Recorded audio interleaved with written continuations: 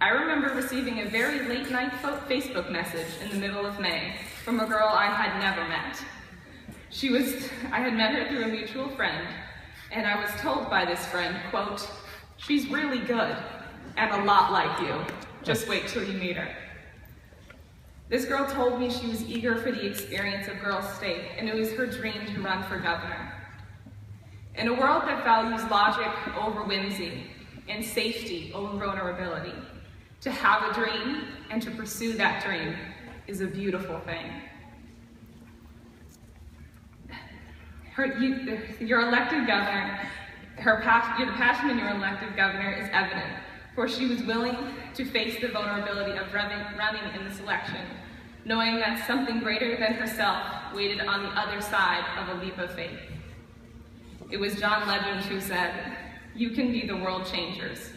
Pursue this life with focus and passion, with ambition and courage. For cool detachment can only take you so far, and it is passion that gets you a lot further."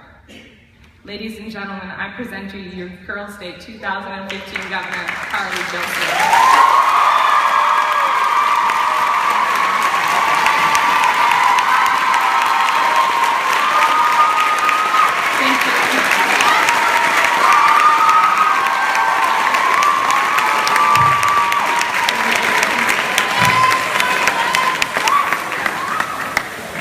Thank you all so much, and especially thank you to Izzy for that wonderful introduction. Ladies and gentlemen, welcome. I would like to personally welcome you to the 2015 Massachusetts Boys and Girls State Joint Inauguration. I'm proud to introduce myself to you, Carly Jilson, as your 2015 Girls State Governor. I want to start off by telling you a little story about my first encounter with Girls State Director, Bonnie. On a Monday afternoon, my mom and I, as well as many other Girls State citizens, gathered at the American Legion in Chicopee. It was for Girls State orientation. After lots of explanation as to what we would encounter in our week here, Bonnie posed the question of, "Who wants to run for governor?" I raised my hand. Bonnie then looked at me and said, "I thought so. I could tell by your voice." That moment, along with other encouragements from Girls State alumni from my school, pushed me to walk into this week with an ultimate goal in mind. From that Monday night in Chicopee, and continuing through this week, I have had endless questions forming in my mind. How exactly would I reach my goal? What if my roommate hates me? Who is this Larry guy? Will I be able to watch the Women's World Cup while I'm there? Why are all the JC boys wearing salmon shorts? And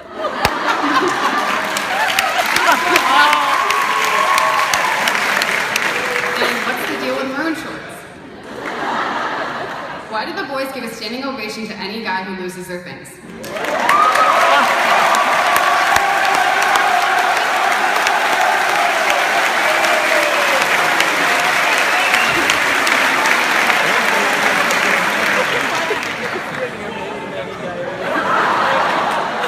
Okay, I'll take that. Who is the grinder and who is the grindee?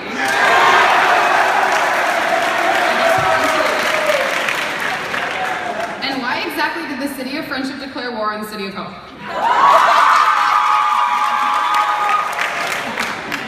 I want to continue by telling you a little bit more about myself. I come from a small Western Mass town known as Orange. While I can openly admit this town really isn't the nicest, the little corner of Orange where I was raised is gorgeous. I grew up with a mountain in my backyard. Tully Mountain is 1,161 feet tall, with a summit that makes the town of Orange look a lot nicer than it really is.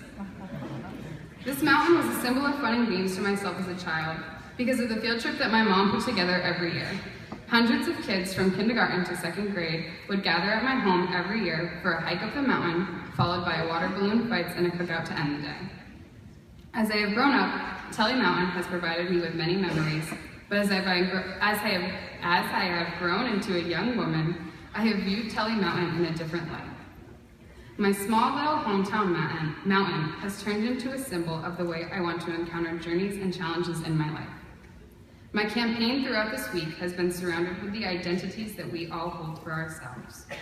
An identity that we have ultimate control over and is very popular in our society is the one that we post for ourselves on social media. The identity I express through the technological world via social media 140 character limit biographies is, be the kind of person that climbs mountains. As a baby, strapped to my mom's back, I was climbing mountains. By running to be your governor this week, I am climbing mountains. As the ambitious future leaders of tomorrow, we are all climbing mountains. This week has been a mountain to climb. From Gen Ed scenarios, lectures, bills to be passed, meeting new people, and preparing ourselves to be the best citizens that we can be, we are all climbing a mountain. The challenges we are faced with, the dreams that we pursue, and the journeys we go on in our lives are all just other examples of the mountains that we can climb. When we are faced with mountains in our lives, we may be intimidated, but we must, especially after the knowledge we have gained this week, believe in ourselves and our potential to climb mountains that have never been climbed before. Some mountains may be steep, with rigorous trails and obstacles that will knock us down on the way up. Other mountains we may encounter, we will accomplish with ease. But I predict that the people in this room are going to climb the mountains that don't have trails for them to follow. They will make their own. The most magnificent part of the mountains we embark on is the summit. After resilient work and endless determination, we are rewarded by the beauty around us. Right now, we are approaching the summit of our journeys at Boys and Girls State. We have been working so hard to conquer the challenges given to us this week. And we are now at a place of exceedingly high determination to approach the world around us with the utmost motivation to make good. Our next challenge comes from when we descend the summit and return home in 2 short days. When we are no longer surrounded by those who challenge our minds and bring out the best in us, our motivation for good may slip away. This is my challenge to you, Boys and Girls State. When you get home, don't forget what you learned here.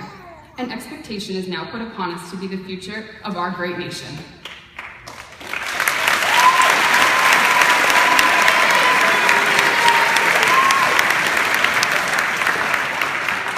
To close out, I find it only acceptable to give out some thank yous to the people who I would not be standing up here without.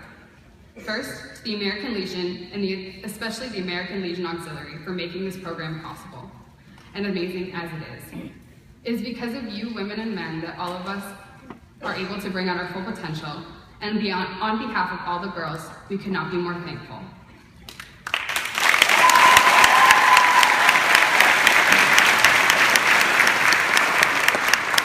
Next, to my very own imaginary city of hope.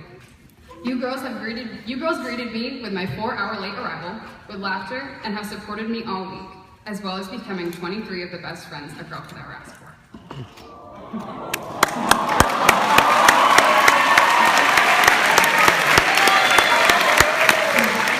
And a special shout out to my roommate Rachel for sharing my love for women's soccer, but also waking me up every morning because I really don't think I would be here without her. I'd probably still be sleeping.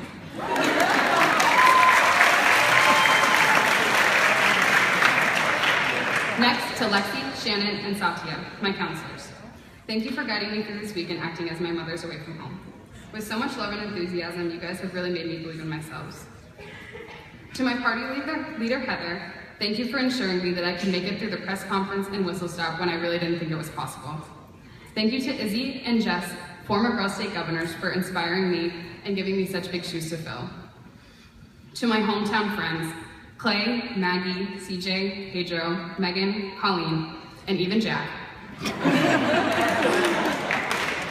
Thank you for being some of my best friends throughout my life and my piece of home here this week. I know Mahar will be proud of us when we return home. Next, to my brother Leo. Thank you for making the drive out here with Mom and Dad. You've been one of the best brothers I could have, well, I mean, you're the only brother I have, so. I especially wanted to bring you out here this week so I could tell you that there's an imaginary town here called Unity, and I've been thinking of you all week because you're attending Unity College next year. Yeah. Cool. Cool. That's not your daughter, is it? That's your daughter. And lastly, to my parents. Thank you for believing in me when I didn't even believe in myself. Excuse me. I would never have gotten invited to this event if it wasn't for the constant love and encouragement that you guys give me all the time.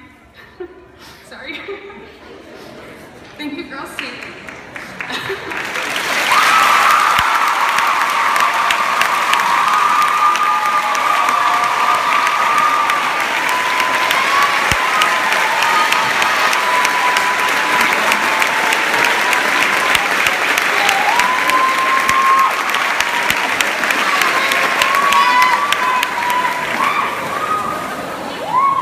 Thank you to the girls of Girls State for trusting and believing in me to be your governor.